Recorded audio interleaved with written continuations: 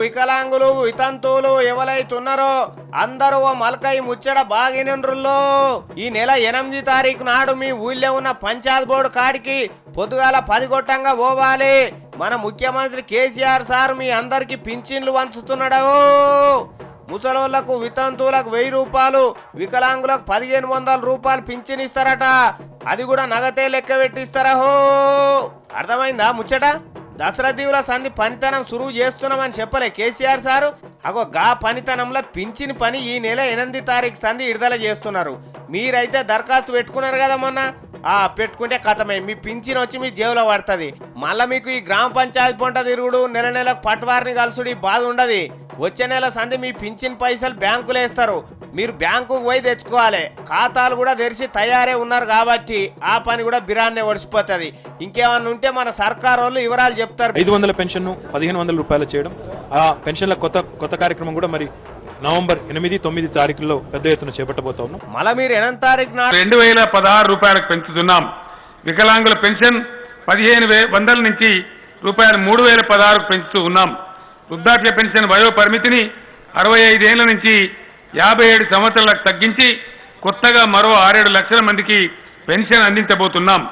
పెంచిన పెన్షన్లు జూలై 1 నుంచి లబ్ధిదారులకు అందిస్తామని చెప్పడానికి నేను సంతోషిస్తున్నాను. పేద ప్రజలకు లభిస్తున్న భరోసా భద్రత ప్రభుత్వాలు ఇలా ముసలమ్మలు ముసలి తాతలు 2000 రూపాయలు మేము పంపిస్తే బ్రహ్మాండంగా ఎవరికి మోతాదు లేకుండా ఉన్నారు. చాలా అద్భుతంగా వాళ్ళు అన్నం తిని సంతోషంగా నిరందిగా ఉన్నారు. ఎవరి మీద ఆధారపడకుండా ఉన్నారు. వికలాంగులు ఉంటే వాళ్ళకు 3016 రూపాయలు ఇస్తే వాళ్ళు కూడా వాళ్ళ పాటికి వాళ్ళు బతుకుతూ ఉన్నారు. ఇలా మంచి దినం. తెలంగాణ దశాబ్ది ఉత్సవాలు జరుగుతున్నాయి. ఈ సందర్భంలో వికలాంగుల పెన్షన్ మరొక 1000 రూపాయలు పెంచుతామని కూడా నేను మనవి చేస్తా ఉన్నా. ఈ దశాబ్ది ఉత్సవాలు పురస్కరించుకొని మంచిర్యాల గడ్డ నుంచి తెలంగాణ ఈశాన్య ప్రాంతం నుంచి ఈ మాట ప్రకటించాలని నేను సస్పెన్స్లో పెట్టినా వికలాంగులకు రేపటి నుంచి తప్పకుండా వచ్చే నెల నుంచి 4116 రూపాయల పెన్షన్ కూడా అందుతుంది.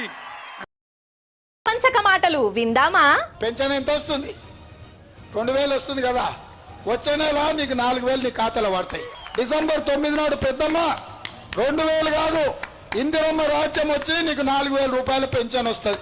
ఎవరు అడుక్కునే పని లేదు.